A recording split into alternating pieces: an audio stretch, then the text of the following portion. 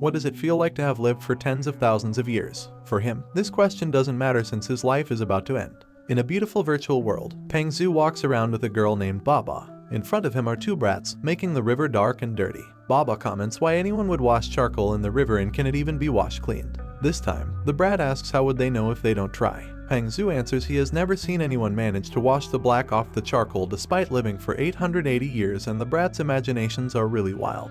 The brat arrogantly says Peng Zhu is an old man who escaped the natural laws of life and death, and that is more bizarre than washing charcoal. The other brat then asks Peng Zhu to come with them after admitting how long he has lived. Shocked, Peng Zhu asks where to. The brats shed off their disguise and reveal their evil nature. After the eruption of their powers, they tell Peng Zhu they will bring him to hell. Peng Zhu realizes his carelessness and prepares for battle. He asks the brats if they can kick him out and shows his powers, overwhelming his enemies. The brats can't withstand the impact of Peng Zhu's might, the powers of the divine beasts. The brats are pushed away as they receive the sudden burst of power. They can't believe how skilled Peng Zhu is and asks for help.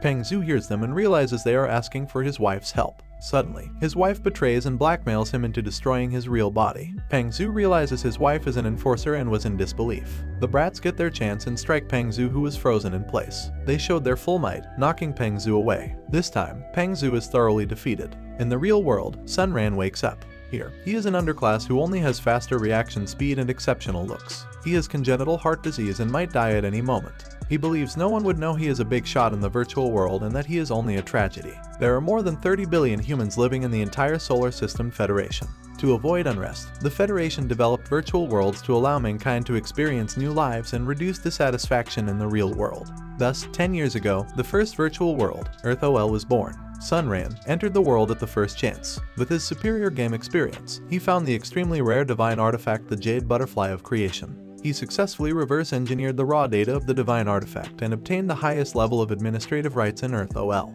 The authority allowed Sun Ran to remove all restrictions on Earth OL, and he became the Great Creator, a being who is above all rules of the game. Also known as the strongest cheat user, Sun Ran experienced a life that has spanned tens of thousands of years in the past as time flows at a different rate in the virtual world, and he has never been discovered by anyone. However, he never thought his identity as a hacker would be exposed today. Sun Ran started to think and his mind went to the past. He remembers his wedding night when he suffered a heart attack in reality and got disconnected, unable to wipe the traces of his connection information. Sun Ran then receives an email from the virtual world's administrative HQ.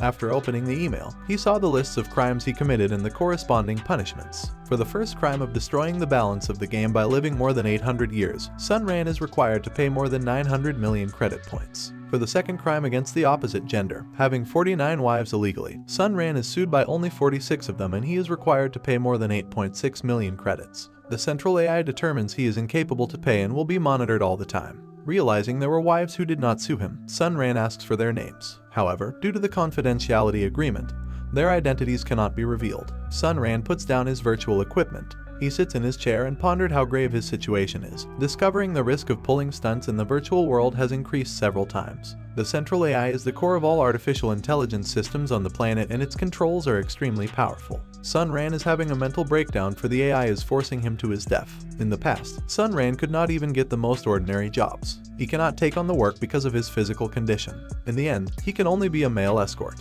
However, Sun Ran would rather die than do that kind of work. Right, he'll just end it all. Sun Ran arrives on top of a building with his face in despair. He's got no money to cure his disease and might die the very next second. Sun Ran would rather follow his heart and jump than live a life worse than death. Suddenly, a woman arrives and asks Sun Ran if he would jump. He was stunned after seeing someone asking him such a question. The woman berates him for being heartless and asks him why he would commit suicide despite promising her to grow old together. Sun Ran asks the woman who she is and if she had mistaken him for someone else. He could not believe such a beautiful girl would talk to him in the real world. Seeing the beauty, Sun Ran is reminded of someone. He asks the girl if she is his first wife in Earth OL. Sun Ran could not believe what is happening since players would seal off their existing memories and experience a new life. He believes that the woman is troublesome and must have taken the game seriously. The woman asks Sun Ran to go with him in the car. However, he continued to question her about where would they go. He knows that life in game is all in the past. The woman answers him that only fools would take it seriously and she was inviting him to the hospital. Sun Ran asks the woman why and she answers, for a heart transplant. He was speechless and blankly stared at the woman's beautiful face. Inside the car, Sun Ran asks why the woman is doing this and she answers it's a waste for a talent like him to go to waste. The woman explains that the credit points paid for the operation are just a loan and Sun Ran has to pay her back in the future. The woman continued to ask how much debt he owed and if it's really so bad that he would commit suicide, to which Sun Ran answered it isn't much, only a little over 900 million. The car jolted after the woman suddenly presses the brake in shock. The woman comments that Sun Ran is really something and he'll be stuck with her for the time being. She then showed him a perfect job to earn money to pay off his debts. The woman introduced herself as Lan Xin, a member of the Enforcer Alliance, and a Darksteel level enforcer. Sun Ran is surprised for knowing her identity. With the birth of virtual worlds, many organizations developing cheats have emerged. Meanwhile, those who use the cheats to destroy the game balance are the destroyers. To combat them, the enforcers were born. They were hired to use cheats and deal with the destroyers. Sun Ran asks Lan Xin if she wants him to be an enforcer and warns her that he is a monitored individual by the central AI. Lan Xin explains that enforcers are on the side of the law and the central AI won't interfere with his lawful actions. After hearing that she needs an assistant, Sun Ran smiles, knowing he would get a healthy heart and enjoy a new life again. Sun Ran declares he is the right guy and he'll be definitely worth it. There are 3 residential levels in the Earth Alliance. At the top is the Zenith, where nature flourishes and only 10 million people can live. The second level is the Garden, which contains a simulated, artificial landscape and is favored by the middle class. The lowest level is the Common Ground, which only has turbid air, dull steel, and narrow streets. Located in Common Ground District 55 lay Lan Xin's lodgings. Inside, Sun Ran is looking at Lan Xin's photo. He realized her photo is pasted on the picture of the Zenith and it must be her dream to reach there like everyone else. Sun Ran turns his head when he heard a sudden movement. On the side, Lan Xin arrives and brings with her a regular sensorial chair. As she goes inside the room, she asks Sun Ran how is his heart. Sun Ran checks his chest and answers it feels fine due to how advanced technology is. Hearing he is alright, Lan Xin tells him that they will connect to headquarters. She explains he will be staying in the living room while Lan Xin stays in her room and she forbids him to come to her. After Lan Xin is gone, Sun Ran comments that they have already lived together for many years and there's no need to be shy. Thereafter, Sun Ran comfortably sits on his chair and picks up his virtual equipment.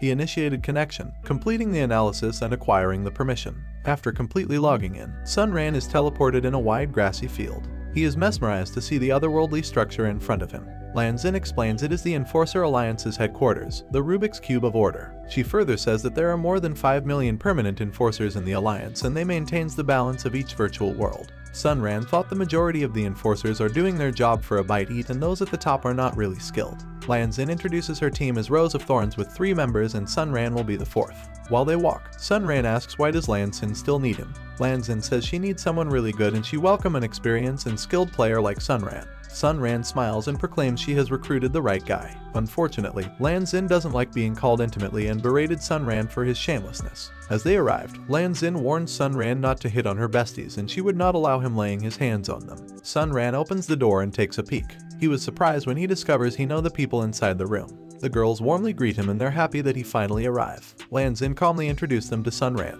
One of them is Care, codenamed Purple Rose. She is Sun Ran's 49th wife in Earth OL. The other one is Bai Tingxuan, codename White Rose. She is Sun Ran's 48th wife in Earth OL. Subsequently, Lan Xin introduces herself as Red Rose. She is Sun Ran's first wife in Earth OL. They are Iron level enforcers. This time, Sun Ran finally realizes they are the 3 wives who didn't press charges against him. Sun Ran politely greeted his teammates. He begins to joke with them and reminisce about what happened in the bedroom. The girls became shy, so Lan Xin orders everyone to get down to business. She explains that Sun Ran is now a trainee enforcer and must accumulate qualifications so he can join everyone on missions after he is promoted to Iron level. Lan Xin tells him to proceed to small, freshly created virtual worlds and complete commissions. She gave Sun Ran a prepared commission from Sure Virtual Company, and their virtual world is called Dragon Age. Lan Xin reveals that the game is plagued with minor troubles where vampires, werewolves, and evil spirits are popping up everywhere. She says a destroyer has gained control of the world's strongest creature, the giant divine dragon, and the company suspects it is a work of a rival company. Sun Ran comments he is interested and asks if Lan Xin wants him to be a dragon slayer. However, Lan Xin denied it and says someone is already hired to kill it and Sun Ran is only there to assist and obtain the qualification of an enforcer. Sun Ran questions how long will it take and Lan Xin answers that as long as the dragon is slain. He is also rewarded 500 credit points, which is considered cheap but acceptable for Iron level teams such as Rose of Thorns. Even though Sun Ran can't use cheats like before, something as simple as protecting someone is no challenge at all. After reading the contract, Sun Ran intimately asks Lan Xin to send the papers. While she pouts in dissatisfaction, Lan Xin is shocked after reading the display. 95% of the commission will be credited to Rose of Thorns, while remaining 5% will be used to compensate Earth OL's service provider. Sun Ran is surprised upon seeing Lan Xin's face. However, he could only let Lan Xin take all the earning and he will rely on her for support. Lan Xin is speechless after hearing Sun Ran's shamelessness. She accepted his proposal and hold on to the earnings. Seeing her sign the contract, Sun Ran says she can do whatever she wishes, and as her husband, he will take care of her from now on. Lan Xin is stunned, seeing his smug face, watching her spacing off. Care questions why and states they are still discussing the commission. Lan Xin immediately asks forgiveness and reasons she was just thinking about something. Seeing it settled, Sun Ran stands up and declares he will be a bodyguard in Dragon Age. Lan Xin bids farewell and tells him to be careful. In the room, only the three wives remain. Care says Sun Ran is an unfathomable man and it is too risky to work with him. Lan Xin turns to Bai Tingxuan, knowing she's best at reading people. Bai Tingxuan says it will be fine and proclaims Sun Ran is someone worthy of trust. Lan Xin then checks Peng Zhu's records and reveals that he had a pretty high status and would always marry his partners and treat them wholeheartedly. Care comments Sun Ran was very good to her and would accommodate her every whim. Bai Tingxuan then says Sun Ran is not a bad guy but she's not interested, but she might have feelings for him in the future. Kier whispers she believes Bai Tingxuan and she is sure Lan Xin is interested in Sun Ran. Lan Xin blushes, saying there is nothing good about Sun Ran and to forget about him. Seeing Lan Xin's flustered face, the girls laugh heartily. In District 55, inside Lan Xin's room, Sun Ran breaks through the door. He entered Lan Xin's room and saw her inside the sensorial chair. Sun Ran happened to take a quick look and noticed her credit limit is only 32. He realized she used up all her savings to save him and wonders if she is not afraid he would run away. Sun Ran declares he would not forget what she had done for him. He exits the room and prepares his equipment. Resolved, he will put in some effort to make money and grant Lan Xin's wish to enter the Zenith. Sun Ran sits on his sensorial chair. He smiles and proclaims he is coming to Dragon Age. After connecting to the game, Sun Ran wakes up. He is transported in an unknown white space. Sun Ran suspected his connection is interrupted by someone who is likely skilled. Suddenly, a man greets Sun Ran. He says he is glad they had met. Sun Ran is amazed the other party knows his name. Realizing it's too late to disconnect, he asks the man for his name. The man introduced himself as the Earth's central AI and he must monitor Sun Ran as he is a dangerous individual. Sun Ran then learned that if not for the AI, his agreement with Lan Xin would have never passed. Relieved it is not an enemy, Sun Ran questioned why he was brought in the white space. The man politely gestured Sun Ran to take his seat, getting straight to the point. The man looks at Sun Ran, saying he is a peerless genius at the game. However, his tackings about cheats have created several conceited disciples who think themselves as saints. The man further explains that this allowed the disciples to ignore the game's rules and live in perpetuity, resulting in conflicts amongst them. Sun Ran broke into sweat, knowing how grave the situation is. The man continues, stating that the trouble is like a powder keg capable of destroying Earth OL at any moment and might cause turbulence in the real world. This time, the man points at Sun Ran, saying he is the origin of all the problems. Seeing this, Sun Ran asks what should he do. The man gave Sun Ran two options. If he refused to cooperate, he will be deemed as a terrorist and the ultra-military satellite weapon that is in space, the Finger of God, will be activated. It will obliterate Lan Xin and Sun Ran's physical bodies in the real world. Sun Ran was staggered upon hearing the consequences. The man smiles, saying the second option, where Sun Ran needed to help in getting rid of the Saints and ensure that Earth OL can operate stably. If the Saints die, the entirety of debt will be written off and Lan Xin and Sun Ran will have a place in the Zenith to live comfortably. Hearing everything, Sun Ran muttered he doesn't have a choice. He seriously said he doesn't have the highest level of administrative rights and he can't use cheats with the restrictions in place. Knowing his disciples are very cunning, Sun Ran decides to let himself get promoted to gold level enforcer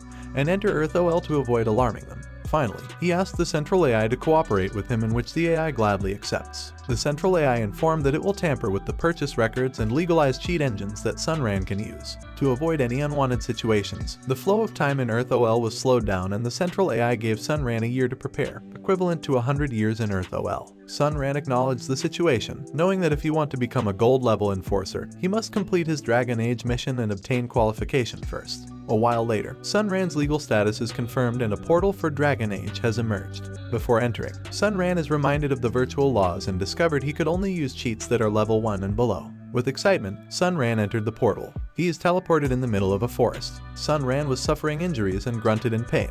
He had possessed the body of a player whose game time is coming to an end. Finding the enforcers must have operated this way. While he was in a daze, a huge beast suddenly appears. Right off the bat, he encountered a life-threatening situation. Sun Ran guessed the Sure Virtual Company wants to see if he can use his weapons to defeat the beast as a test of his abilities, and if he failed, he would be kicked out right away. In the Dragon Age's supervision headquarters, the assessment has begun.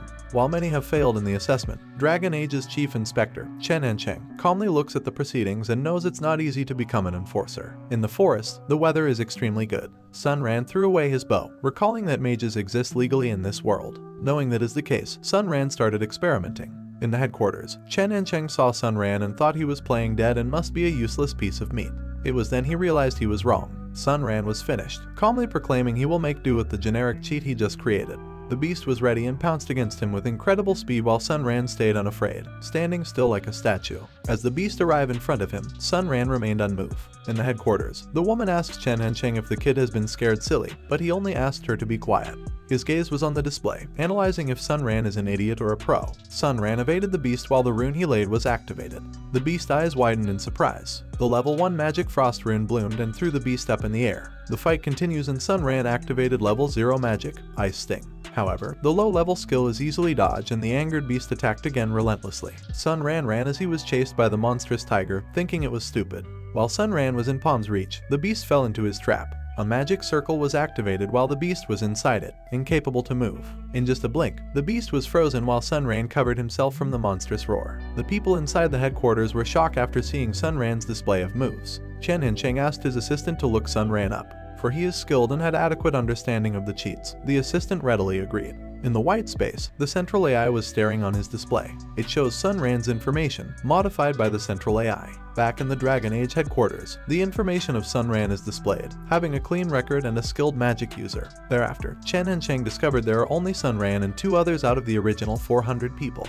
This time, Chen Encheng declared the assessment is complete and the 3 heroes will be listed as guards. Back to Sun Ran, he received a notification, informing him of clearing the assessment.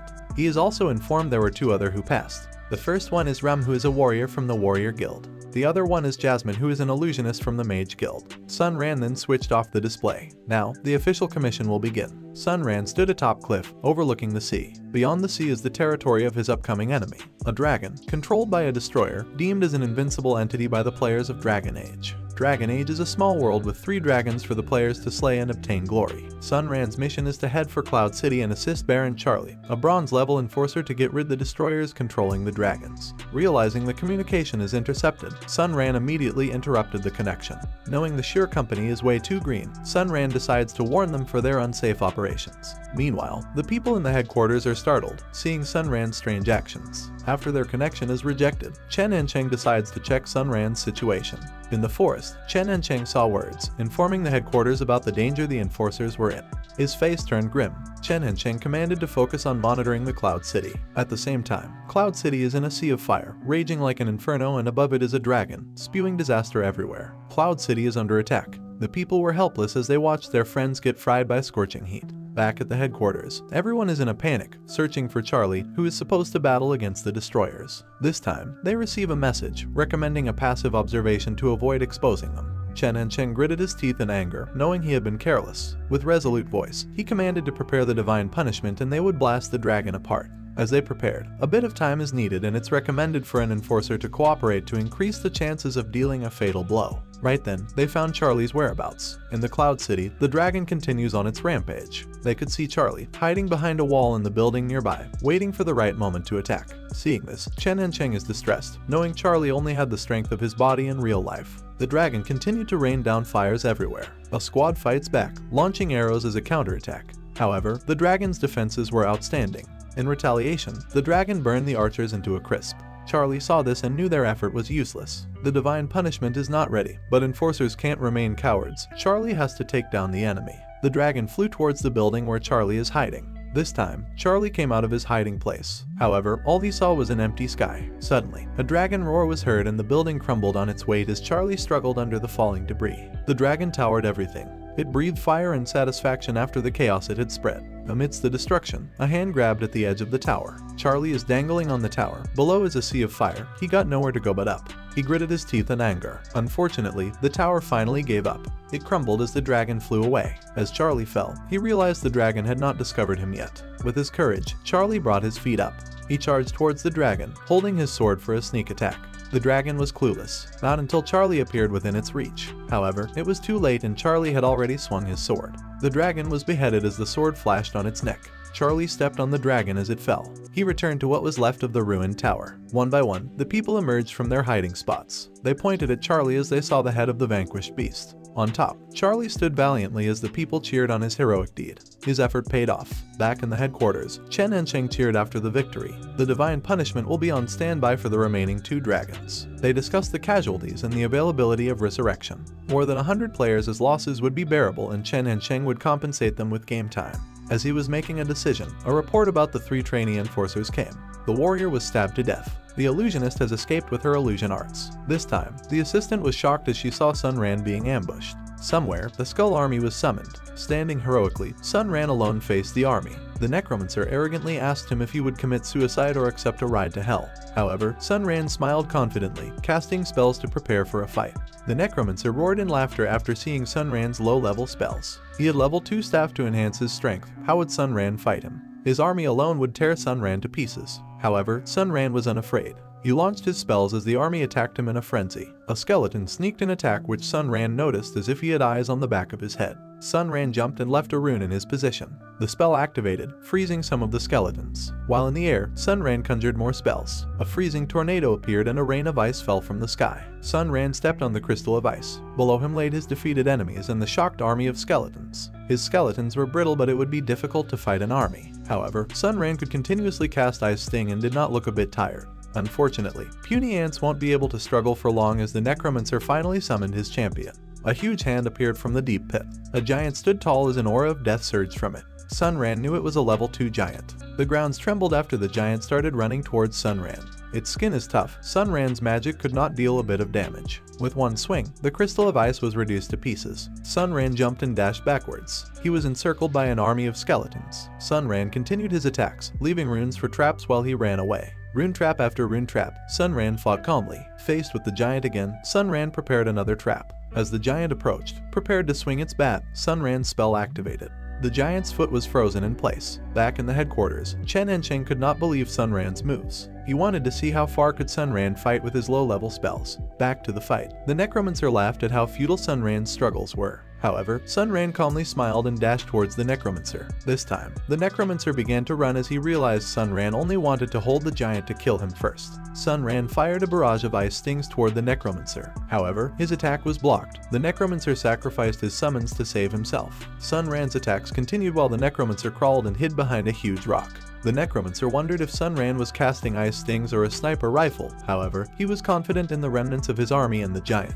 Speaking of the giant, it finally broke through the ice trap. With a roar, it dashed towards Sun Ran, who was casting ice sting continuously. In the headquarters, Chen and Sheng commanded his assistant to give Sun Ran a hand. In the battlefield, Sun Ran continued casting spells after spells. Chen and Sheng was startled, seeing Sun Ran cast spells with 0.1 seconds of each other as if he was dual casting. Sun Ran had exceeded the limits of his level. He started casting another spell with all his might. The giant swung its bat as Sun Ran slammed the ground and a magic circle bloomed in its place. The giant was inside the circle. It brought down its bat, going for Sun Ran's head. His eyes showed determination. Sun Ran believed he would not die today. A huge ice crystal bloomed. It shone brightly amidst the chaos. Behind the rock, the necromancer observed as silence spread through the air. He turned to look. A wide smile appeared on his face. His enemy must have suffered from the giant's blow. Suddenly, he was beheaded and his head fell while his face was still in shock. Sun Ran smiles. He did not believe his enemy would fall for his trick. This time, Sun Ran happily claims victory. The necromancer laid on the ground.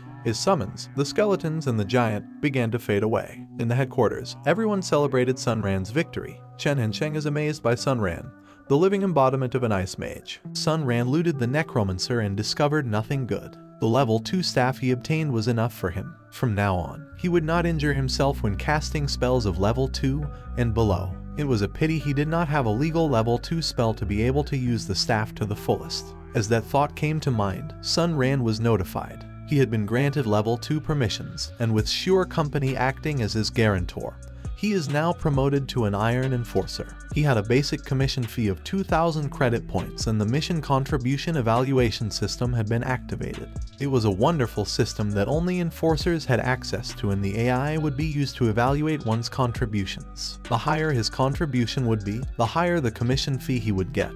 Right now, he wondered how the Bronze Enforcer in Cloud City was doing. Later, the dragon's head could be seen. It was pasted in front of Cloud City's gate for everyone to marvel at. Sunran saw the cut was clean and recognized Charlie's skills. He decided to go inside the city to check some leads. Inside, all he found were scorched earth and debris. Sunran heard someone's voice telling him to give up.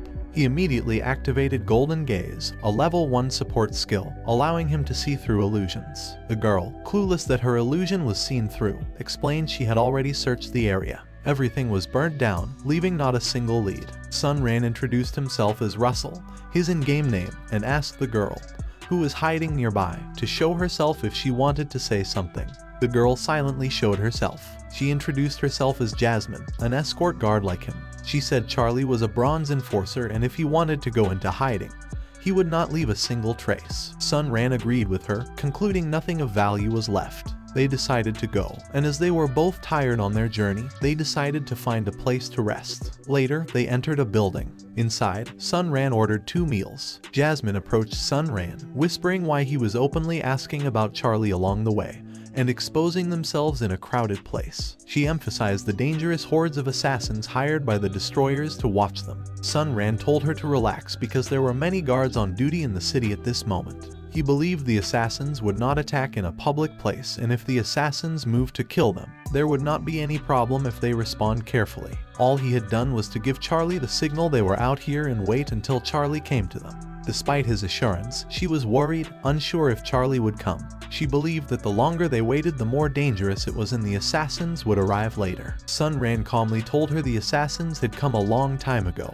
and they were just waiting for the right moment to strike. She immediately looked around and asked where the assassins were. Although she was in a panic, Sunran told her not to worry and that it would be fine. After observing the girl for a while, Sunran concluded the girl was smart to respond to any situation, but she was lacking enough experience. Soon, the waitress delivered their meal and told them to enjoy the meal. Sunran grabbed her hand and gave her a tip while Jasmine was stunned, seeing he was taking the money from her purse. The waitress was delighted and sent him a flying kiss. While he was blushing, Jasmine quickly took her purse, scolding Sunran for using her money to flirt. After the waitress left, Sunran replied he would pay Jasmine with her life. He poured some liquid into her food and a cloud of toxic gas emerged. She checked her food with magic and did not detect any abnormalities, realizing the poison only reacted once mixed with other substances. With a smile, Sunran showed the antidote and told her that he stole it from the waitress. Now, they can eat after scattering it on top. While Jasmine wondered how he knew the waitress was an assassin, Sunran revealed it was a lucky guess, as though indirectly saying it was his secret.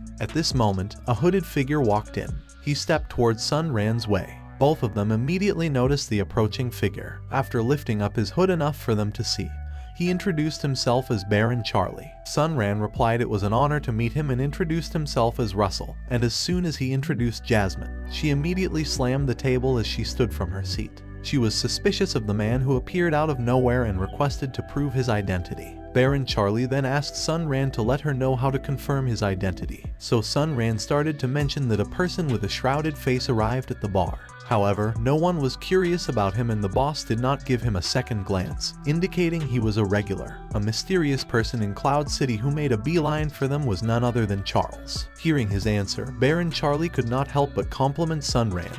He told them they had passed the first test and earned the right to work with him, making the girl clueless. She then realized Baron Charlie was the one who wanted to poison them, making her furious. He told her that they were not teammates at that time and that if she wished to become a qualified enforcer, she should be smart, otherwise he would not accept a deadweight. Turning around, Charlie asked them to come with him to the room he had booked on the 2nd floor. Inside the room, Charlie revealed they were dealing with a very troublesome destroyer who was probably a member of the infamous Scorpion Mercenary Regiment in real life, causing Jasmine to ask who were they in confusion. Sunran told her they were an infamous destroyer organization known throughout the world, and they generally focus on games where they always aim to defeat their opponent through vicious means. All their members were wanted terrorists, and if any of them were exposed, the finger of God would instantly activate to obliterate them. Later, Charlie would fight against the Dragon King of Dragon Age. It had a level 4 body structure and could switch freely between human and dragon forms. Right now, it had not appeared in public because it was in search of the Divine Commandment Ring that was used to create the world of Dragon Age. However, once the dragon found the Divine Ring, it would spell doom, destroying the world of Dragon Age in an instant, and if it happened,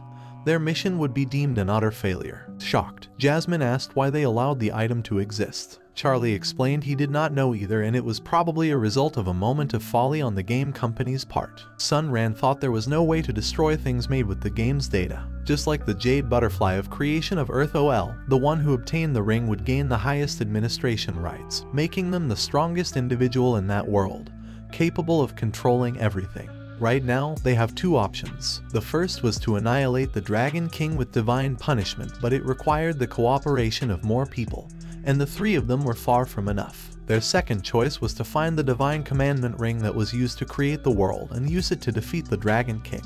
However, the Divine Commandment Ring was a random drop, and even the game company did not know its appearance. Sunran agreed it was hard, but searching for things was his specialty. He asked Charlie if the game company informed him of the tale of the world's creation, to which Charlie replied it was a local legend. Sunran smiled and told them the legend proved that someone had obtained the item in the past and achieved great feats, leaving their legend to survive the test of time. Charlie found it possible, but there were too many books about legends, making it difficult to find clues. Sunran told them there were three main tiers in the upper class in the world's structure. Out of the three, nobility and religion could be left out, and only sorcery could be considered, as sorcerers were known as truth seekers, people who valued historical truth, and they should start with them. Charlie thought of the Sorcerer Academy at Argus Peak, where the incumbent Archmage could be found. He suddenly thought of a possibility and remembered the divine weapon, Sure Staff, which had been passed down from generation to generation and had existed since the creation of Dragon Age. Unfortunately, Argus Peak was far away from Cloud City, and the danger they would encounter on the road could not be underestimated. It was then that Sunran thought of an idea. He said the three of them should die first. After Jasmine asked why they should die, Sunran explained that they needed to possess new bodies. Once they died, their consciousness could possess 3 bodies near the Summer Palace, cutting down their traveling time. Everyone thought it was a good idea. Charlie immediately arranged everything, and their weapon would be delivered by a giant eagle. To avoid imbalance in game, Charlie needed to destroy their bodies first. Jasmine instantly trembled in fear. She questioned why they could not be teleported directly or transformed into a dragon to fly, since it was much easier. Sunran explained that teleportation would disturb the game balance and would cause severe losses, and transforming into other creatures was also banned, as players may struggle to adapt after returning to the real world. While her eyes welled in tears, Charlie asked her if she was ready to die. She could not help but cry and thanked Russell. She was not prepared to die at all. The next second, Charlie mercilessly cut their heads. Soon, Sunran was sent into the virtual web space of the Dragon Age. With his current speed of thought, he had managed to obtain a clear sense of the virtual world and memorized its appearance and the flow of its data. He saw large amounts of data convergence at Argus Peak and realized there was a huge possibility that the Divine Ring was nearby, and he must find it before the Destroyer discovered the situation. Soon, on the snowy Argus Peak, Sunran woke up, feeling cold. He saw a trembling, muscled man who he assumed to be Charlie and called him out. However, the man stammered and called for Russell, but his face was full of tears. With a horrified look, Sunran realized the man was Jasmine. She dove toward him and cried, feeling awkward about having an extra lump of meat between her legs. While Sunran tried to comfort Jasmine, Charlie's laughter rang through their ears. He explained that the higher-ups might be unconcerned or did not find a suitable body, leaving them no choice but to assign a male body to her. As she continued to cry, she hurried them to finish the mission as she was suffering uncomfortably. Sunran told her to wait for a bit for their weapons, as it would be tough if they encountered beasts amidst the snowstorm. In his mind, Sunran guessed the Divine Commandment Ring was split into at least 4 fragments, and one of them was at Argus Peak. If his thoughts were correct, the Sure Staff was one of the fragments, and he could not let it fall into the hands of the Dragon King. Soon, Charlie said their weapons had arrived. Before Sunran could reply, 2 dragons suddenly appeared in the sky. They quickly reacted, and Charlie commanded them to find shelter. However, the dragons immediately noticed their movements. The three of them ran faster, and if they could find nowhere to hide, they would just run over to the platform and dig a pit to hide in.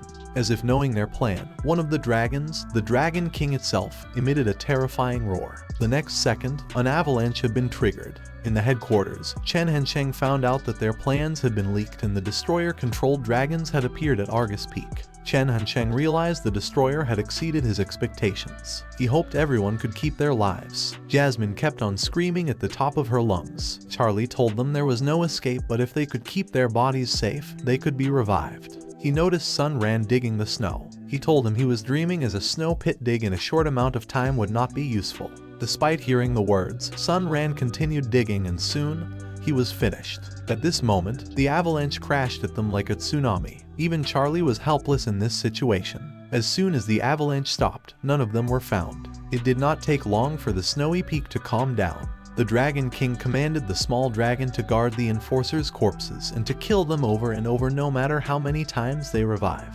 He decided to go to the Summer Palace. He would look for the fragment of the Divine Commandment Ring. Seeing that the Dragon King was flying towards the Summer Palace, Chen Hansheng commanded his assistant to condense the divine punishment above the Summer Palace and revive the enforcers. The sorcerers in the upper levels of the Summer Palace were VIP players, and if it got destroyed, the company would lose its reputation together with their jobs. Since the opponents were underhanded destroyers, he could only pray that the fragment of the Divine Commandment Ring was not inside the Summer Palace. Otherwise, it would be obliterated by the divine punishment together with the Dragon King. A pool of blood gathered on top of the snow. Sun Ran had created an ice sphere and kept his life, but the problem was the space lacked oxygen. Outside, the dragon had already its strength. It spewed fire, intending to destroy the bodies of the enforcers. Nearby, Sun Ran's head emerged from the snow. He immediately activated his spell, Golden Gaze. He saw Jasmine and Charlie buried under the snow, and once their physical bodies were destroyed, they would need a new character again. Sun Ran quickly decided to divert the dragon's attention. He immediately cast multiple ice stings with his staff. Caught off guard, the dragon was hit and roared in anger. On the side, it saw Sun Ran and heard his taunting. The dragon spewed fire at him since he was seeking death. Sun Ran then activated his magic staff. Multiple barriers materialized and tried to block the dragon's attack. However, the dragon's fire breath grew intense and instantly shattered the layers of ice barriers. Fortunately, Sun Ran was prepared and blocked the fire with the last barrier. In the headquarters, everyone was amazed at Sun Ran's skills. He managed to block the dragon's attack with excellent skill casting. Sun Ran shouted to seek the headquarters' attention and hurried them up to revive Charlie and give him a high-level spell. The headquarters immediately heard Sun Ran's voice. Knowing the success of Sun Ran would determine the company's fate, Chen Hansheng immediately went all in. From his account, he sent Sun Ran the Frost Whirl spell. Soon a ray of light beamed to where Sun Ran stood. His new spell had arrived. Sun Ran thanked the headquarters and called out the dragon.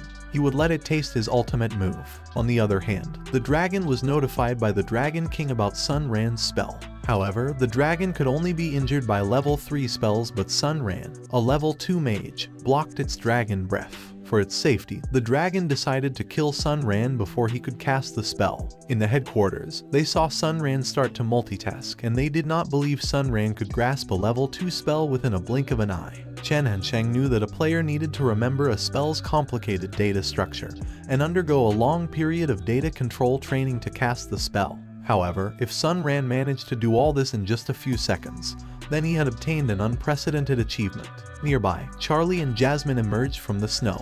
They were amazed after they saw Sun Ran's battle against the dragon and decided to help him. Charlie quickly searched for his weapon, the dragon's demise, since it could pose a threat to the fire dragon. Meters away, he found his sword and ran to pick it up. Jasmine reacted fast and helped Charlie. She created a couple of clones and let them run in different directions to confuse the dragon. In different places, the clones of his sword also appeared, showing Jasmine's reliability. Noticing their movement, the dragon realized the other enforcers were revived. It turned around as it could not let Charlie obtain his weapon. This time, a smile appeared on Sun Ran's face. It's time to use his ultimate move. Helpless, the dragon could only abandon his desire to interfere with Charlie's goal and face Sun Ran's ultimate move. Soon, a crystallized dragon maw charged toward the dragon with frightening speed. However, the attack shattered, leaving the dragon undamaged. An annoyed expression replaced the dragon's ruthless face. Even in the headquarters, everyone was dumbfounded. Chen Hensheng was scammed for buying a skill with 10,000 credit points, not expecting Sun Ran was only stalling for time. The dragon's nose flared with fire, realizing it was deceived. It finally turned around and attacked the Charlies. The huge ball of wire scattered everywhere, approaching Charlie's back. He jumped for his sword, leaving his life to fate. Sun Ran quickly assisted and cast a spell. A barrier materialized, intending to block the fireball. Not only one, not only two, but three. Three Charlies safely got their weapons back, thanks to Sun Ran's timely assistance. Now that he had his blade, it was time for the dragon to clean its neck. The Charlies immediately attacked. Jasmine activated her spell, boosting Charlie's combat strength. Charlie's shadow clone technique activated, further angering the dragon. The dragon breathed fire, but it was useless. It did not know which was real. The dragon decided to retreat, realizing its disadvantage. However, a frost rune suddenly appeared on top of its head. It bloomed with cold radiance, and as the dragon was caught unprepared, the spell stopped its flight. The dragon was smashed back to the ground, causing a massive shockwave of snow. Sun Ran was exhilarated at the sight of the dragon falling into his trap. The dragon released a furious roar, declaring everyone's eventful death. However, Charlie was already over the dragon's head. With a cold glint in his eyes, Charlie swung his sword with all his might. Sure enough, a clean cut separated the dragon's body from its head. With a thud, the dragon fell limply on the snowy ground. Charlie was full of praise. Their awesome teamwork was to his liking. Even the muscle man Jasmine could not help but jump with joy. Only Sun Ran was calm, breathing a sigh of relief. Now, there was only one enemy left, but was also the most troublesome one. In a mysterious place, a man holding a magical staff wondered where he was. His name was Aiken, the Archmage of the Summer Palace. Soon, an entity appeared in front of him. It was the divine emissary of Shura's supreme god and had come to convey God's will. Later, at the Summer Palace meeting hall, a few people could be seen.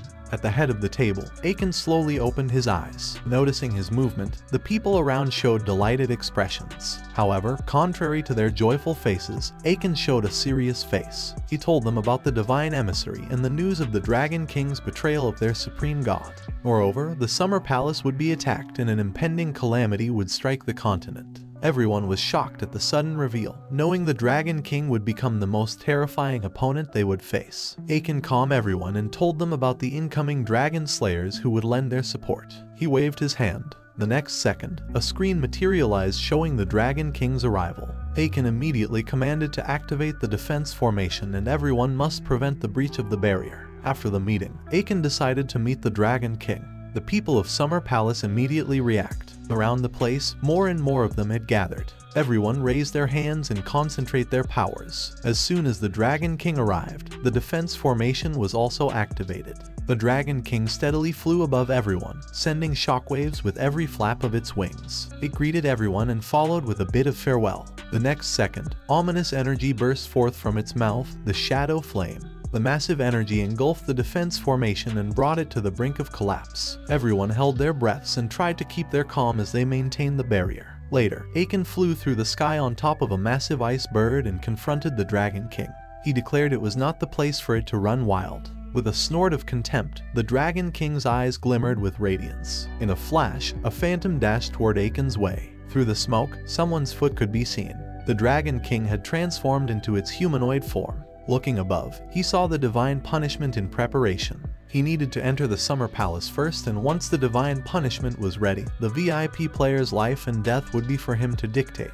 With a wave of his hand, a terrifying energy flashed ahead. The next second, the barrier maintained by thousands of people was mercilessly slashed open. Everyone collapsed to the ground, vomiting blood with disbelief on their faces. The Dragon King smiled and introduced himself. He was the battle god Morphlon. Now he wondered who would dare stop him.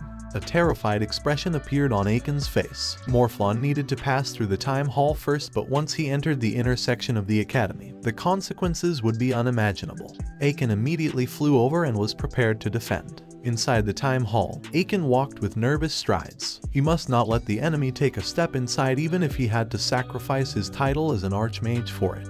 The time hall was empty and quiet. Suddenly, a stone statue's head broke through the walls. As the smoke dissipated, Aiken finally got a clear look and anger immediately surged in his heart. It was the head of the Summer Palace's founding archmage statue. Morphlon greeted Aiken, the esteemed archmage, asking if he was happy with the gift. gritting his teeth in anger, Akin questioned what did he want. With a smile, Morphlon asked for the staff and would leave once he got it. In his thought, however, he decided to kill the Archmage to give the game company some problems to deal with, leaving him some room to be free. The staff was slammed hard against the ground. Akin roared in anger. The Dragon King Morphlon was the son of Shura's supreme god, yet he committed the sin of betraying his father. However, Morphlon was unconcerned and slashed his sword, opening a fissure throughout the Time Hall's wall. Now, the Dragon King would take the item by force. On the side, a group of followers offered their support. They gathered behind Akin and chanted a defensive formation. With the barrier around, even a level 4 skill would be ineffective. Morphlon cast his attack. With a slash of his sword, chains of lightning charged forward upon his command. The Archmage's barrier made level kills cast from others ineffective, and if he was an ordinary dragon, he might even get killed. However, he was not ordinary. Morphlon condensed a flame on his palm. With a push of his hand, horrifying blasts of flame burst forth. Akin's eyes widened in disbelief. The dense power broke his barrier without difficulty. One of his followers could not stand the impact and vomited blood. Now there were only 3 barriers left, and once Morphlon got close, it would be over. The strength he used was only in his human form, and once he became a dragon, everyone would be wiped out in an instant. Akin could not believe that his summer palace, which stood for thousands of years, would get destroyed today. Outside, Sun Ran's party had gathered in the sky. While Jasmine showed a terrified expression because of their altitude, Sun Ran noticed that divine punishment had taken shape. Suddenly, the bird in charge of Jasmine lost its final ounce of strength and gave up holding her. She directly fell from the sky and crashed into the Time Hall. While Jasmine's horrified scream echoed through, everyone was stunned in place. Morphlon immediately dashed away, evading the falling man. On the ground, Jasmine fell unconscious as though her soul left her body. Akin stammered, recognizing the Dragon Slayer's arrival. Morphlon immediately attacked, knowing the man was an enforcer. Suddenly, a sword glowing with tremendous energy dropped from the sky. It instantly separated the Dragon King, preventing him from harming Jasmine. Sun Ran and Charlie followed and also fell from the sky. And while Sun Ran asked Jasmine in concern, Charlie assured him with the build of the body she possessed, she would be fine. Finally, Sun Ran's party gathered together, facing the Dragon King. Charlie raised his sword. Now that he had killed 2 dragon subordinates, Dragon King Morphlon would be the 3rd. The followers were relieved. Their savior, the Dragon Slayer, had finally come. Right now, Morphlon had a displeased expression. Sun Ran warned Morphlon's weapon and equipment were level 4. Charlie replied it would be difficult to defeat the Dragon King with their current abilities. Sun Ran said the divine punishment had already taken shape and all they needed to do was to coordinate with the mages and use it to obliterate the dragon. Charlie agreed and activated his skill. The clothes on his body were instantly torn into pieces. His muscles contorted and they were filled with strength. With his skill, Golden Shell, now activated, Charlie charged forward. In the headquarters, Chen Hensheng was fired up. Seeing a bronze enforcer in action, his 20,000 credit points payment was worth it.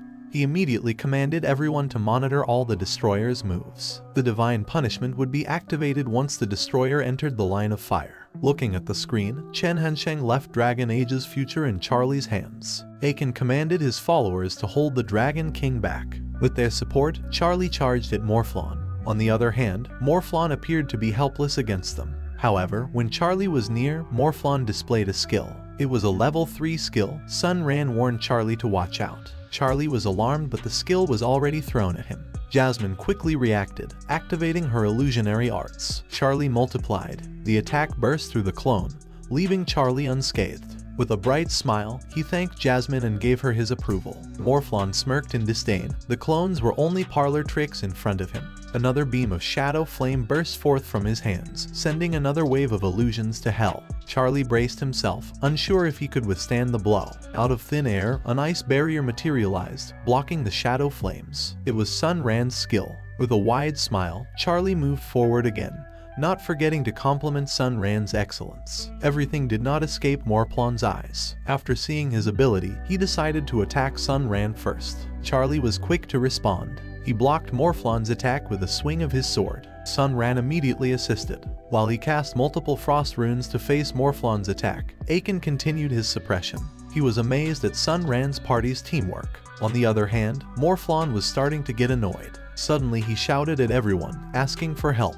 Akin was startled by this. The next second, a blade pierced him from his back. Akin could not help but vomit a mouthful of blood. Everyone was shocked at the sudden development of the situation.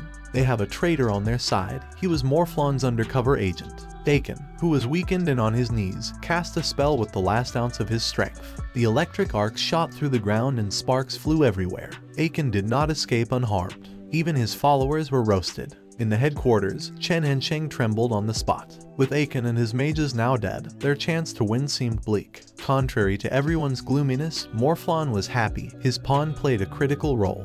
Right now, without Aiken's restraint, he could not be defeated. Charlie charged at Morphlon, who was in joy. The moment they collided, shockwaves of electric arcs bombarded the room and fissures filled the ground. Although Charlie's skill could not be underestimated, in the face of a level 4 Dragon Blade, his level 3 weapon and body could not compare. Soon, Morphlon's sword got the upper hand. Charlie's sword shattered and Morphlon's blade slashed at his body. Jasmine was shocked at Charlie's defeat. Now, Dragon Slayer was dead. Morphlon arrogantly stepped on Charlie's corpse and asked who would stop him again. In the headquarters, the alarm sounded. They were now in an emergency, so Chen Hansheng requested for higher-ranked enforcers, but his assistant told him they were still recruiting. It was over. It was the thought Chen Hansheng only had right now. Morphlon approached Aiken's corpse. When he was just a step away, he was frozen in place. He noticed that something seemed to be missing. He carefully took a look and realized the divine weapon was not in Aiken's hand. It was then that Sun Ran asked Morphlon if he was looking for the staff. The sure staff was in Sun Ran's hand. Morphlon's anger erupted. His divine weapon was stolen when he was not paying attention. Soon after, balls of shadow flame rained towards Sun Ran's way. Multiple barriers materialized out of thin air, accurately blocking all of the balls of shadow flame. With the level 4 staff, Sun Ran's spells were further amplified. Morphlon knew Sun Ran's ice sting was only level 2, so he asked him for another trick.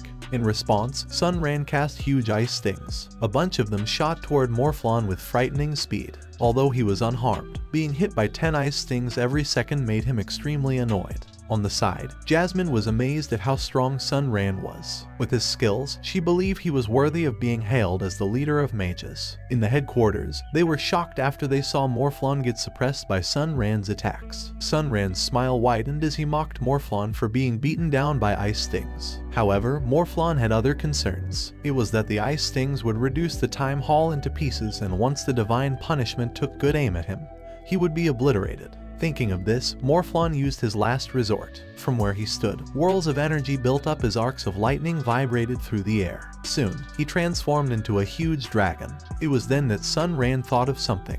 With a smile, Morphlon asked if he would admit defeat. However, Sun Ran replied he had received a level 2 Frost Whirl, and he wondered what it would be like if he cast it with his divine staff. Soon, an icy wind blew and gathered around Sun Ran, causing ice to bloom all over his feet. In the headquarters, Chen Hansheng was stunned at how fast Sun Ran grasped the spell he had given.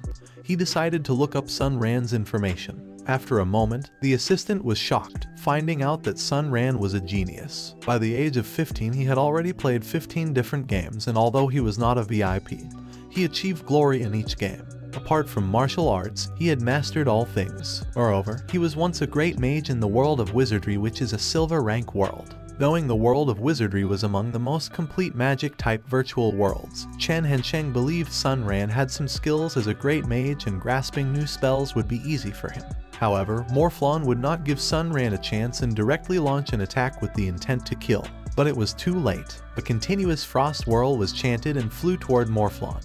The barrage pushed him against the wall, creating cracks all over the place. As soon as the skill stopped, Morphlon was buried beneath the smoke and debris. Finally, Morphlon was angered. How dare a puny ant dream of defeating him? However, he was suddenly overcome by a chill on his spine. Hearing Sun Ran could kill him with a frost whirl alone, Morphlon could not believe it and asked Sun Ran who he was. The sure staff struck the ground. Sun Ran answered he was just an ordinary player who was now an enforcer. Out of thin air, dozens of frost whirl emerged. Morphlon was shaken and in disbelief at what he was seeing. He was hit without pause and the force smashed him through the wall. Everyone immediately saw Morphlon, who was sent outside. They were shocked after seeing the Dragon King's body riddled with injuries. The next moment, they saw Sun Ran emerge with the sure staff in his hand. Morphlon was unconvinced by his defeat and roared in anger. Sun Ran then proclaimed it was too late for Morphlon to retaliate. In the headquarters, Chen Hansheng commanded to activate the divine punishment. Without hesitation, the assistant followed the command. A heavenly lightning from the sky struck the Dragon King. As he slowly shattered into pieces, his horrified roar echoed through the Argus Peak. In a building in the real world, one of the virtual facilities exploded. From within, they could hear someone's cry for help. On the sensorial chair, a man appeared to be fried to death. In front of him showed the notification, the battle god Morphlon died. In the Summer Palace, the mages gathered and cheered for Sun Ran's victory. Now that the Dragon King was killed and Aken was dead, everyone hailed Sun Ran as the new Archmage. Finally, Sun Ran could sigh in relief. Nearby, an entity emerged. It introduced itself as the emissary of the supreme god of Shur and declared its admiration for Sun Ran's intelligence and strength. The emissary then invited Sun Ran to the Holy Kingdom of Shur. Sun Ran agreed and thought that the mission was now complete. Behind him, he noticed Jasmine. She had a hesitant look on her muscled face. However, Sun Ran let her be.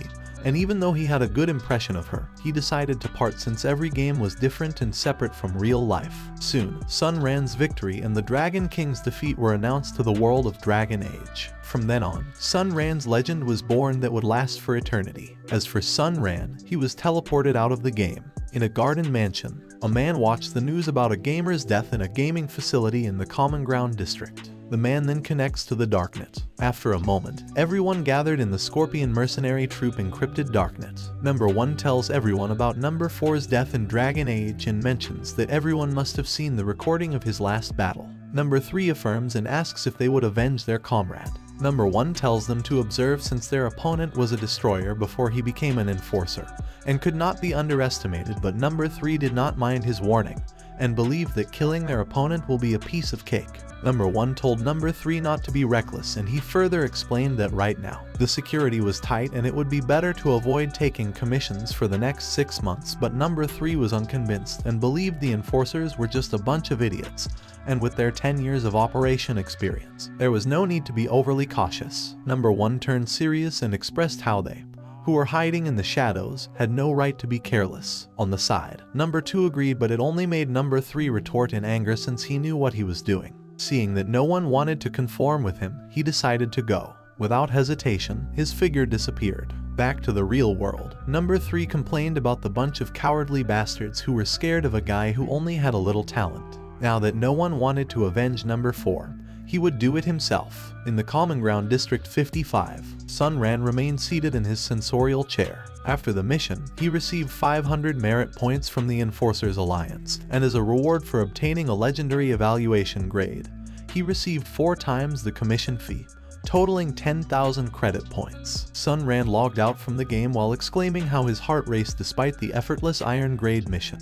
The door opened and Lan Xin emerged, asking him how his mission had gone. Sun Ran happily brought out the news, and since he obtained 500 merits, it would not be long to earn 1,000 merits to become a bronze enforcer. Lan Xin cheered and told him to use his money in buying a nutrient pod to replace his chair since it was bad for his body. Sun Ran agreed and exclaimed how thoughtful his wife is, making Lan Xin's face red. Sun Ran then asked her about her mission. Lan Xin said they failed in dealing with a destroyer, and a total of 10 teams were wiped out. Time passed by. Sun Ran and Lan Xin appeared outside the Enforcer Alliance's headquarters, the Rubik's Cube of Order. Once they get inside, Lan Xin told everyone the news about Sun Ran becoming a Black Iron Enforcer, and the other wives cheered for him. After sitting down, Lan Xin asked Bai Tingxuan, who was the last one to get eliminated, about the situation inside the game.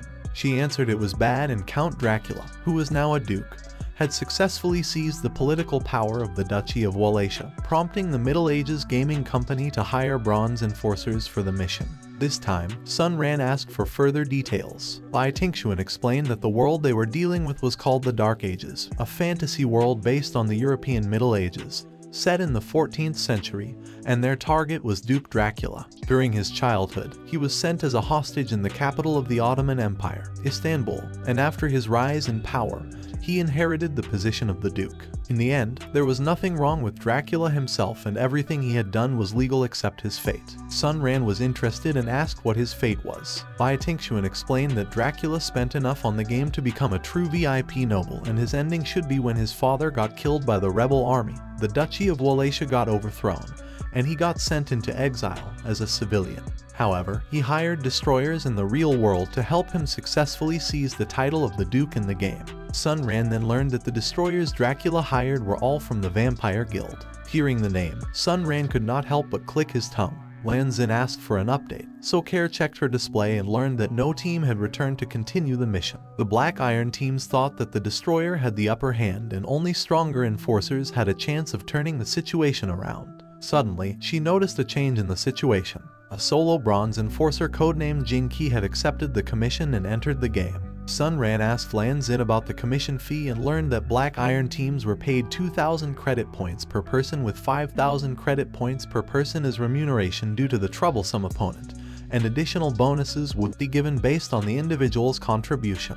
Hearing the awesome payment, Sun Ran invited everyone to continue the mission together. Bai Tingshuan was skeptical since their team had been eliminated once, and their request to continue the mission would only be accepted once they proved their team had become stronger. Sun Ran then brought out the news of him receiving a legendary mission evaluation grade and believed it should satisfy the requirement. His wives were stunned and amazed at how Sun Ran obtained such a grade. Sun Ran then expressed that in the virtual worlds of Western civilization, his prowess in alchemy is great. The wives were excited, so Care hurriedly sent a request. Their team, Rose of Thorns, had a new fourth member codenamed Rosebush. Sun Ran believed it was appropriate since he was the best man in protecting maidens as beautiful as roses. On the side, Lan Xin could not help but bore a face of disagreement. Care immediately received a reply, which agreed to their participation in the mission, but since Rosebush was a new member who only showed great spell casting ability and had little power in the game The Dark Ages, his remuneration would only be 3,000 credit points. Seeing his wife unhappy, Sun Ran showed a smile and told them there was nothing wrong and they should accept it. Lan Xin then asked Sun Ran if he was confident to succeed. Pointing at himself, Sun Ran answered that on Earth OL, he was the great master of creation, so a few vampire buffoons would only be a joke in front of him. Lan Xin immediately tugged at his face. He was like a kid who wanted to show off, not knowing the meaning of keeping a low profile. Right then, Care accepted the commission. A portal appeared on their side. They were informed to abide by the 3 guiding principles of the enforcers. Everyone stood from their seat, ready to face the people from the Vampire Guild. Sun Ran was transported into the game. He slowly opened his eyes and surveyed his surroundings. Together with his wives, they were inside a prison cell. A display appeared in front of him. He was granted level 2 permission. In the game, he was Orlando, a senior official of the Ottoman Empire, and was imprisoned after being framed for conspiring treason. Sun Ran then thought the game company had brains and sent his team to prison to prevent the destroyer from reaching them. Care slowly woke up and asked where they are. As soon as she took a good look at her surroundings, she screamed upon seeing a cockroach. Everyone gradually gained consciousness and saw they were sent to a horrible place. After they saw the details of their characters, Sun Ran expected the game company would release them on legal grounds. He then told them he knew many of the local spells and alchemy arts, and since he did not have a good understanding of his wife's abilities, he told them to explain so they could work better together. Lan Xin explained she was good with the one-handed sword and bow. She had 1 level 2 warrior skill and 1 level 1 archer skill to enhance her precision. Care was an assassin and knew some attack skills with the dagger and a level 1 concealment skill. As long as there were shadows around, she could use them to conceal herself. Bai Tingshuan was a Taoist priest. She could draw talismans and cast spells, all of which were used for support. In the European Middle Ages, she was called a Wicked Witch. Right then, their prison cell was opened. The man brought the news of Lord Orlando being acquitted of his charges. He was released from prison and the warden also prepared clean clothes. After a moment, Sun Ran changed his clothing. He then noticed his wives. They were changed into their clothes, revealing their beauty. After quarreling for a while, they arrived outside and approached a carriage. Sun Ran told the coachman to take them to Orlando's residence in the east of the city. On the way, Sun Ran's team discussed their next actions. He informed them he would start making weapons and asked them to protect him, and once the weapons were ready, they would finish the demon. Care then said someone was following them, which Sun Ran guessed to be Dracula's people. Knowing no one had a weapon on hand, Bai Tingshuan drew a talisman to deal with the enemy. But Sun Ran stopped her and told her not to fret since they were following them and they might not attack an official of the Empire in public. Moreover, Sun Ran was not an easy target, and despite the spells being much weaker, the strength and chill of his Ice Sting spell remained the same. Time passed and their carriage could be seen passing the bridge. At the end of the bridge, they arrived at the Orlando residence and the stalkers did not launch an attack. A servant hurriedly welcomed Sun Ran's group. He introduced everyone as his guest and he asked the servant to take care of them. After the carriage left, Sun Ran thought there were other spies around. He he suspected that the coachman was one of them. Inside the dining hall, Sun Ran asked Bai Tingshuan to cast a silencing barrier. She made a hand seal and energy surged around her hands. Soon, a large barrier appeared around them. As he ate, Sun Ran informed that there were 2 ordinary humans and 1 vampire following them a while ago. After he sensed the vampiric heart, he concluded the vampire was not very strong, and if he was a destroyer, it would be easy to deal with him. Lan Xin found out in their previous battle that the strongest vampire was a count and had a level 3 body. She told them that he created the Bad Army in charge of assassinations and information gathering, and there were 1,000 people in that army, making them Duke Dracula's greatest support. Sun Ran then wondered why the enemies quickly responded to their arrival. Kerr stated that as an assassin herself, she believed that no matter how strong Dracula's forces were, it would be impossible to know their identities in a short time. Sun Ran then said that there might be a traitor within the game company who was feeding information to the enemy. Hearing their words, Lan Xin immediately contacted the admin. In a space station, He Qiang, the chief admin of the Dark Ages, was informed about Lan Xin's connection. After they were connected, Lan Xin immediately reported the traitor in the company. He Qiang quickly commanded everyone to look up all data links made between the space station and the outside world in the past hour. The next second, the search commenced and did not find the source of the data link. He Qiang could not identify who leaked the information about the Thorn of Roses. Left with no other choice, he commanded everyone to monitor the administrator's every move until the mission completion. Back to Sun Ran's place, Lan Xin informed everyone that the traitor was confirmed. The company would compensate them for what happened. However, the destroyer now had Sun Ran's information. Now that they know he was an alchemist, they would attack at their weakest when he was busy making weapons. Bai Tingshuan asked if that was why he told her to set up a barrier, and if there were any informants in the residence too. Sun Ran confirmed her thoughts and declared he would beat them on their own game. In the vampires' hideout, a group of vampires was gathered. One of them informed the Lord it was midnight. The Lord then stood and walked away. He commanded one of his men to stay and be the point of contact, but once the situation changes, he should leave the place and report to their master. Licking his lips, the Lord exclaimed, "Let the hunt begin." In the middle of the night, the Lord could be seen running along the empty streets. He lifted his body, and with a thud, he swiftly landed on the other side of the wall. He was now inside Sun Ran's residence. He quickly moved. With a curve, he ran to the corner of the courtyard. Then, he stopped in his tracks. He noticed a frost rune on the ground and snorted in disdain. The paltry barrier around the residence could not keep him out. Suddenly, a silhouette sneakily dashed on his back. He immediately turned to look and realized it was an invisible assassin. Nearby, he sensed a sudden movement. He quickly dashed and attempted to grab the invisible assassin with his claws. Kerr smiled despite the menacing enemy approaching her. She dashed forward, slashing at the vampire lord. The dagger was so sharp and he broke into a cold sweat after seeing his decapitated fingers. Right then, a frost rune lighted beneath his foot. He quickly reacted and jumped away, evading the rune which could have paralyzed him from the waist down. Now that he could not attack with his claws due to the assassin's sharp dagger, he could only attack with a ranged weapon. The nemesis of the close combat weapon like the dagger. A stone appeared on Kerr's finger. She flicked it toward the ground. The frost rune activated and successfully trapped the lord. Without hesitation, Kerr plunged her dagger into his heart. Knowing the vampire had great vitality, Kerr used Bai Tingshuan's exorcism talisman. The vampire erupted in flames and his roars reverberated through the quiet of the night. After dealing with the vampire, she did not even shed a drop of sweat. She wondered if her sisters were doing fine.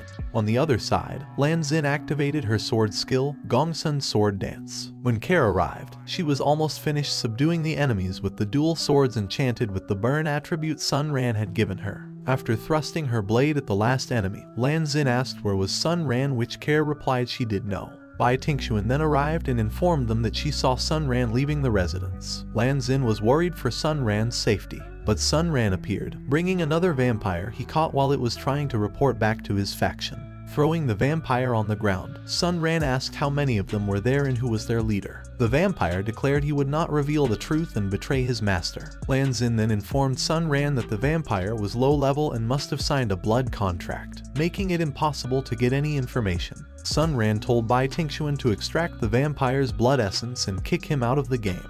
The vampire was confused about what game they were talking about. Soon, a talisman was pasted on its forehead. and the next second, the vampire erupted in flames. After the vampire dissolved into ashes, his blood essence was extracted into a bottle for Sun Ran to use. Later, Care was curious about the use of the vampire's blood essence, but Sun Ran only told her that she would find out in the future. Knowing that there would not be any more vampires coming to disturb them, Sun Ran decided to make real weapons with the gray stone in front of him. Lan Xin told him that the weapons he made were fine against the vampire. She wondered how weapons forged alchemically would look like, so Sun Ran told her to check it out. He started refining a level 3 ceramic alloy as the protocore for making weapons. The ceramic alloy was revealed. Care stabbed it with her sword, but it broke upon contact. Like a phantom, Sun Ran's hand started to assemble a weapon.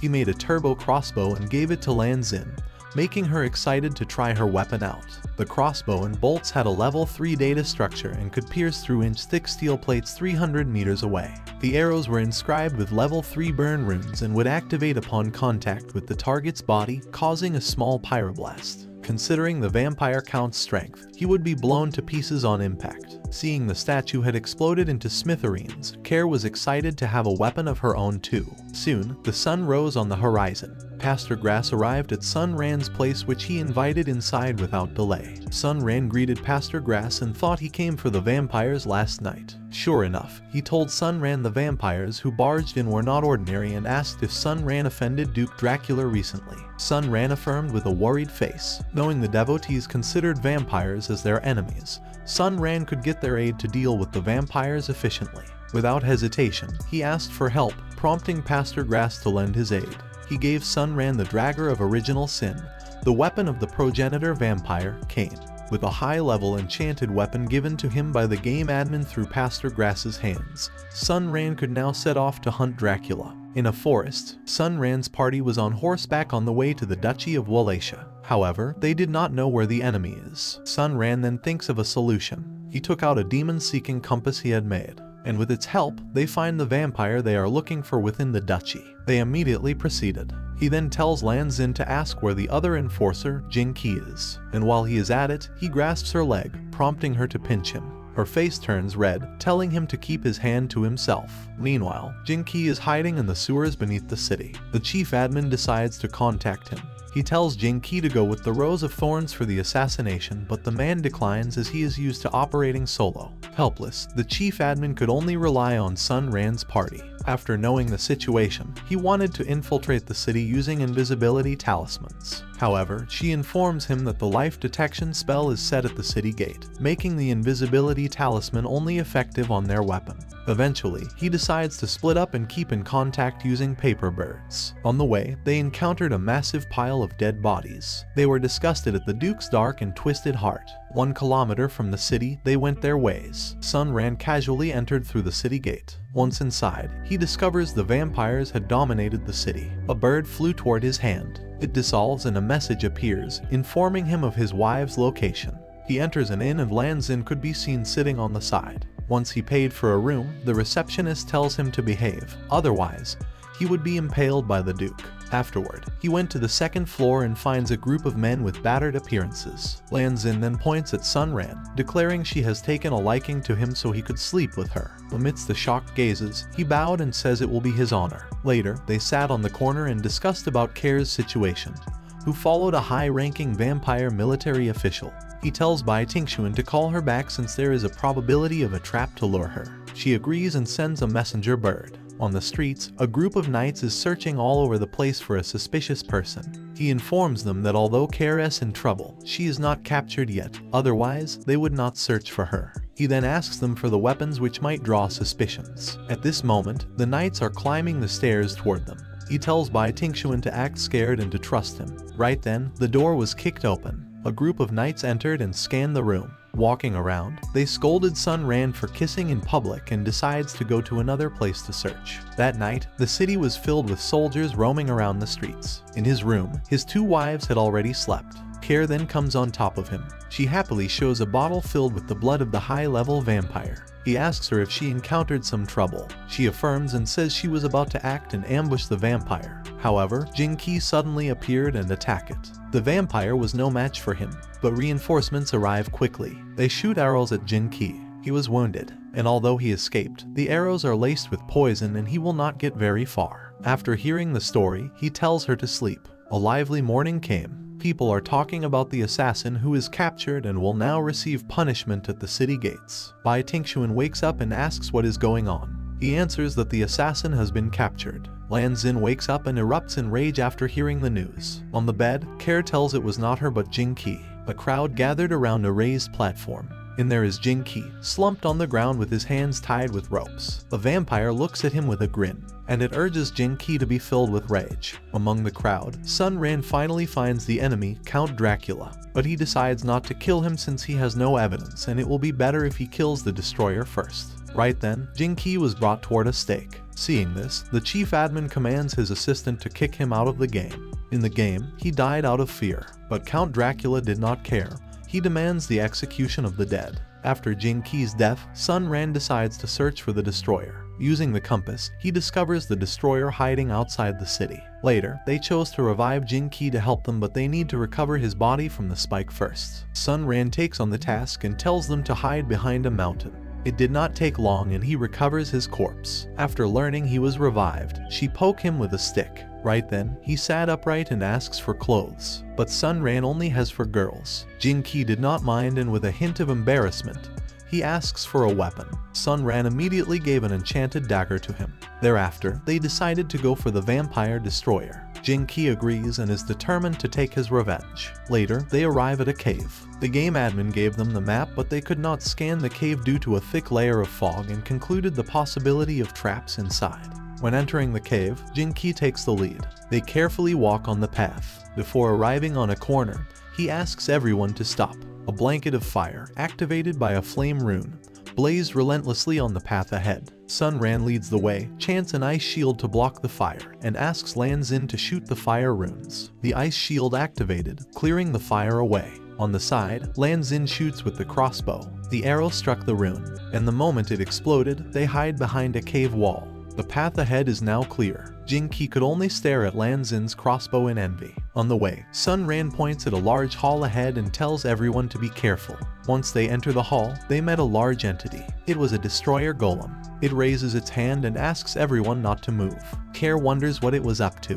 It reveals to them that it knows their goal, and if they proceed ahead, they will be crushed to meat paste by traps, unable to be revived, and if they are lucky to break inside, he has already escaped by then. Care snorted and declares she would find it wherever it go. The golem retorts with a laugh and asks what they would do if he seeks refuge in the city where Duke Dracula reigns supreme. Hearing the words, Sun Ran wonders what it was up to. The golem wants a deal. They will let him complete the mission for the 20 years of Dracula's remaining life. Otherwise, the city will be massacred. In the game headquarters, the chief admin also hears the offer. He was enraged by the destroyer's arrogance for asking him to compromise. He decides to prepare for the divine punishment and obliterate the vampire once it appears. The destroyer quickly learns of the admin's plan and reveals divine punishment is ineffective because he wears protection gear. The chief admin halted the operation and contacts the enforcers. After talking for a while, Sun Ran reveals he is sure to defeat the enemy, and although Jing Qi finds it arrogant,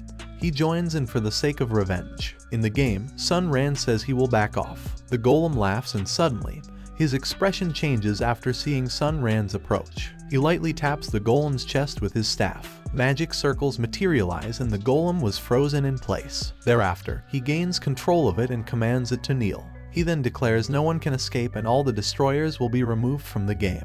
Now, Sun Ran had ownership of the golem. He commands it to make a path for them. The traps are triggered and they easily pass through. And now, not only do they have the golem's control, but they can also hear the destroyer's communication through it. They now know what are the destroyer's next plan. He then realized there are 4 of them, so he thinks they should split up. Jing Qi suggests dealing with the one in Targov East, but Sun Ran declines because there might be a mage and instead tells Jing Qi to go with Lan Xin to chase everyone who escapes. With that, both of them agreed with Sun Ran's arrangement. Later, Sun Ran's party arrives at a facility. He asks Bai Tingxuan to trace the destroyers. 4 silhouettes materialized before them and assume they were the destroyer who left a minute ago. In the corner, Care spots a hidden door, but Sun Ran quickly stops her from touching it and says it is a trap. He uses Golden Gaze and finds a large-scale explosive runic formation, and once someone opens it forcefully, everything will be reduced to ashes. Jing Qi is enraged at the thought of blowing up. Sun Ran then reveals he could decode the formation. In the game station, the chief admin was tense. He hurries everyone before the vampires left the cave and trigger the explosive formation. Controlling the formation, Sun Ran asks Bai Tingxuan to cast a cool breeze. She immediately chants and activates the skill toward the passage's entrance. The formation disappeared and an opening was revealed. Feeling the gust of wind, they realize the exit was near and decide to give chase. This time, the vampires were finally out of the cave. All of them crouched down at once, but after a moment, there was only a deafening silence. One of the vampires asks Rhoda where is the explosion. After thinking for a second, he finds it impossible to misfire since he also installed a backup. Eventually, they assume it is the mage who defused it, so they decide to run. Sun Ran's party arrives at the exit, but the destroyers have already disappeared using a concealment skill, leaving the game admin no way to find them. Sun Ran decides to see if someone is lying in wait outside. He sends a rain of ice stings, but none of it hit. Far away, the vampire was holding a sniper rifle, expecting Sun Ran's probing. Concluding there was no one outside, Sun Ran asks Bai Tingxuan to send a paper puppet. She agrees and a puppet appears in her hand. There is some movement in the cave's entrance. Paper Sun Ran emerges out of it, but it was instantly obliterated by a bullet. Sun Ran was amazed at the destroyers for bringing the sniper rifle in the Middle Ages, so he decided to send more paper puppets. A group of paper puppets went outside and a hail of bullets obliterated them again. After shooting another batch of paper puppets, the vampire started to give up. He will head over to Istanbul, and since there is a change of plans, the other two will go to the capital of the duchy. After they were informed that the destroyers escaped, they wanted to chase, but Sun Ran stops them. He tells them to be cautious and that he will go first. Discovering there is no enemy outside, they slowly exited the cave. Bai Tingxuan cast the Divine Step formation, allowing everyone to run as if they are flying. Thereafter, the two groups split up. Sun Ran's group will go to Targov East, while King Qi's group will go to Istanbul. The chief admin also informs everyone about the activation of a powerful data monitoring system to keep them updated about the destroyers. On the cliff, they saw the vampires running within the forest and decides to chase them. Sun Ran then casts the skill Wing Bridge. The girls glide down toward the forest. After keeping their altitude, they chase after the vampire. After a moment, Sun Ran also followed suit. A magic circle materialized beneath his feet, and from the top of the cliff, he jumps down to chase the other vampire. The vampire notices Sun Ran's figure and decides to buy more time for his companions. Sun Ran attacked the vampire with countless ice swirls, but the vampire manages to jump sideways and evaded his attack. Although he survived, he laments how silent Sun Ran's spells are. Right then, he steps out of hiding and shoots Sun Ran, who is making his way toward him. However, the bullet is blocked by an ice shield. Right then, the ice swirl that he dodged earlier activated again and ambushed him. Caught off guard, the vampire is easily defeated. He pleaded for Sun Ran to stop, but Sun Ran's staff is quickly aimed at his head. The next second, the vampire exploded. Right then, a girl's scream echoed through the forest. Sun Ran recognized the voice came from Care. Right now, they were facing another vampire. Sun Ran arrives as reinforcement. He casts the Cure spell on Care's decapitated arm and tells her to hide away for a while. The vampire casts fireballs, and they hurled toward Bai Tingxuan's way. Sun Ran hurriedly chanted a frost rune, and they successfully blocked the vampire's attack. The vampire asks if Rhoda is killed. Without waiting for a reply, he casts another bunch of fireball at Bai Tingxuan. Sun Ran casts ice shields to block the fireballs, and at the same time, he sends a couple of ice attacks at the vampire. The vampire steps back and remains unharmed. He casts another fireball with a smile. After confirming Bai Tingxuan was unharmed, Sun Ran tells her to keep her distance from the fight. He blocks the huge fireballs and sends another ice spell at the vampire. Realizing he could not match Sun Ran's casting speed, the vampire casts a defense spell. However, his shield shattered against the impact of Sun Ran's spells. After he was pushed back, another batch of ice magic attacks chased for him. The vampire was left without a choice and activated the ring on his finger. It emitted a magic circle and activated the earth shield, shattering the ice spells upon contact with it.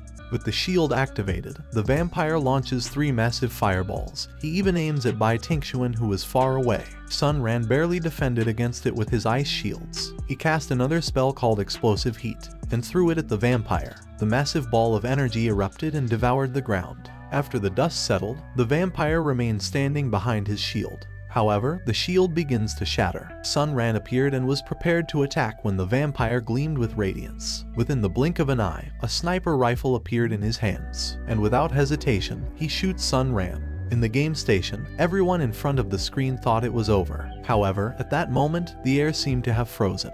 The bullet going for Sun Ran's head twisted from its trajectory. The game admin's jaw dropped at this sight. Meanwhile, the vampire broke into a cold sweat, realizing Sun Ran could exert his spiritual energy to influence the bullet, a testament to his ability to control data. He immediately turned tail. This time, Care decides to log out since she was useless. Sun Ran agrees since she was not disabled and it is only a game. After freezing his wife, Sun Ran chased the vampire. While they were chasing, the vampire begs to let him go since he only wants to make ends meet. Bai Tingshuan then detected there are 300 knights ahead. Sun Ran asks the vampire if his bat army will come. After it is confirmed, he resolves to kill the vampire as soon as possible. The vampire suddenly turns around and takes his sniper rifle to take advantage of the situation. However, Sun Ran was quick to respond and cast a layer of ice shields. The vampire is helpless against it and started to run again. He activated his Vampire Burst skill, leaving Sun Ran behind. And although the skills Sun Ran launched at him had missed, the vampire hopes his reinforcement would immediately come. Not far away, an army of knights galloped with frightening speed. The reinforcements have finally arrived. Bai Tingshuan decides to hold them back so Sun Ran could deal with the vampire. She waves her hand and dozens of paper puppets appeared. An eerie mist pervaded the air, summoning the army of the undead. The leader of the knights points at Bai Tingshuan and commands everyone to stop her. She says goodbye and they will meet again in the enforcer's headquarters. Sun Ran could only accept the situation and let her suffer. At that moment, the army charged at each other. Meanwhile, Sun Ran continued to chase the vampire. They arrive at the river, startling the people around. The vampire is now in a panic. He used Blood Floatstep and run over the river. However, Sun Ran remained chasing, using a skill of his own, causing the people around dumbfounded. In the game station, the chief admin commands Sun Ran to finish the destroyer quickly since other people will make a complaint after they log out. Hearing the chief admin, Sun Ran asks about Lan Xin's situation and discovered they were dealing with the leader. He finally turned serious, casting a couple of ice swirls. The vampire chose to swim in the river to hide. He will head to the deepest part and ambush Sun Ran for a counterattack. Unknown to him, Sun Ran predicted his plans. He cast an ice spell. The river instantly froze as though the Ice Age dawns again. The vampire is shocked at the sudden turn of the situation. Realizing the consequences, he prepared to escape.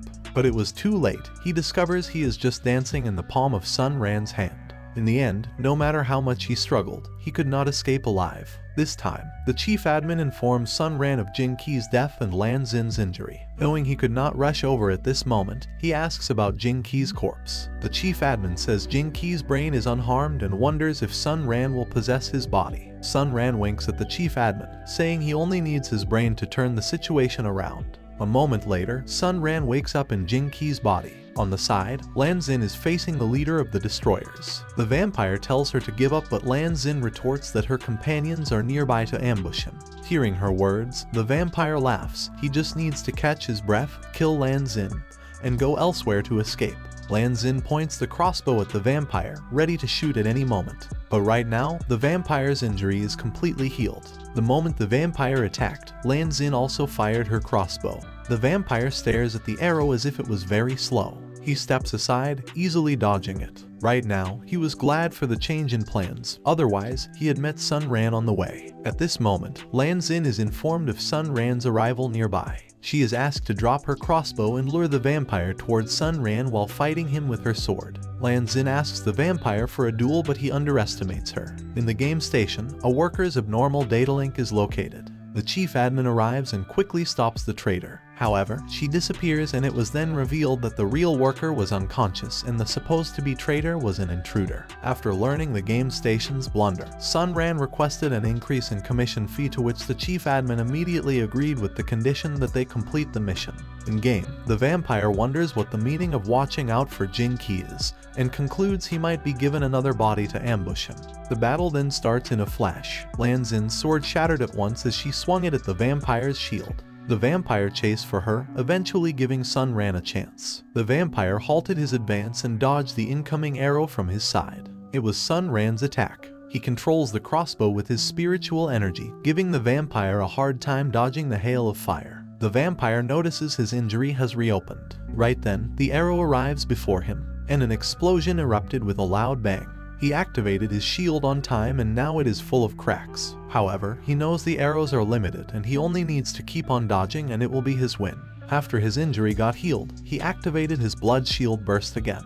Now there is only one arrow left. He asks Sun Ran to bring it on. After activating another blood shield, he evaded the last arrow with ease. But at that moment, a smile appeared on Sun Ran's face. The arrow changed direction and aimed at the vampire. He activated his blood shield charge and leaped into the air, dodging the arrow again. The crucial moment came, and Lan Xin was stunned. The vampire widely grins, and the fight concludes with his victory. But when he landed, he felt something amiss and froze in place. Even Lan Xin and the game admin are surprised after seeing his expression. The vampire raised his foot and saw an injury, and at the next second, it began to crack. The vampire finally realized he is only played by Sun Ran like a fool. He heartily laughed and admits defeat. Thereafter, his body exploded. On the side, Sun Ran held the broken blade which he used to defeat the vampire. Lan Xin then approaches and thanks him for his hard work. The mission is now complete. Later at the Rubik's Cube of Order, Kair is happily praising herself for receiving an outstanding evaluation grade. Even Lan Xin and Kair were graded the same and received an additional 100 merit. However, Sun Ran only received a perfect evaluation grade instead of a legendary grade because of the commotion he caused in the river fight. Lan Xin says it is fine and they all have done well. She then tells Sun Ran about everyone's decision. He is now the team leader of the Roses of Thorns. Kair and Bai Tingshuan also congratulated Sun Ran on his promotion and expressed their faith in him. Sun Ran happily accepts the position, giving him the ability to contact admins at any time. Kair then informed everyone that Jing Qi transferred 8,000 credit points to their account, so they decided to log out and have a gathering in the real world. They chose a tour of the garden. Lan Xin and Sun Ran arrive at the long-distance station. She tells him that Kair is near, and as soon as she arrives, Sun Ran praised her beauty. The girl approached them and flattered Lan Xin, making her blush. She then looks at Sun Ran, complimenting him for being more handsome in the real world. This time, another girl arrives. She then greets everyone. On the side, Sun Ran is smiling like a fool after seeing his wives in real life. In the garden, Sun Ran's group appreciated the view as they walk on the street. Right then, he proposes to apply for residence after their assets reach 3.5 million to stay together in the garden. Hearing the price, Kair was disappointed since she only had 100,000. After being asked, Lan Xin tells them that together with Sun Ran they only had 60,000. Sun Ran then reveals he had severe heart disease in the past and Lan Xin spent her money on a heart transplant for him. The other wives were full of sadness, asking why Sun Ran did not tell them earlier. But Lan Xin dismisses the unhappiness, and right then, they decided to work hard together and earn 3.5 million in a year, after which they visited the ocean park and also went shopping. The night came, and Sun Ran was filled with bags of clothes. They then proceeded to dinner. The night was peaceful, and soon, the beautiful fireworks bloomed in the sky, making his wives wish for the day not to end. After having fun, Lan Xin tells everyone to gather in the Enforcers HQ to upgrade their abilities and accept a new mission. But before going home, they took a picture. In the training room, they are discussing their skills when Sun Ran heard about the virtual world battleground. Lan Xin tells him that they will go there to hone their fighting skills. Sun Ran brings Bai Tingshuan with him to cultivate the longevity art. With a blush, she asks Sun Ran how to do it. He tells her to sit in any way she likes as long as she is comfortable. They started their cultivation and Sun Ran chanted a mysterious mantra. Bai Tingshuan suddenly felt a mysterious energy coursing through her body. Sun Ran then tells her she is now a Taoist disciple, so she wants to address him as her master. However, Sun Ran disagrees, so she could only treat him as a teacher. This time, Kair arrives. She is mad for being defeated by the underhanded tactics of an illusionist called Jasmine. After she cried in Sun Ran's embrace, he decides to take a look. On the screen, Kair pointed at Jasmine as though she was a mortal enemy. Seeing her high win rate, he decides to take her on. At this moment, the people around the arena burst into cheers, predicting Sun Ran will be trashed by Jasmine's illusions. Annoyed by their chatter, Kair confronts them. Sun Ran then tells her to ignore their words, because he will demonstrate how he will defeat Jasmine. Like and subscribe for more.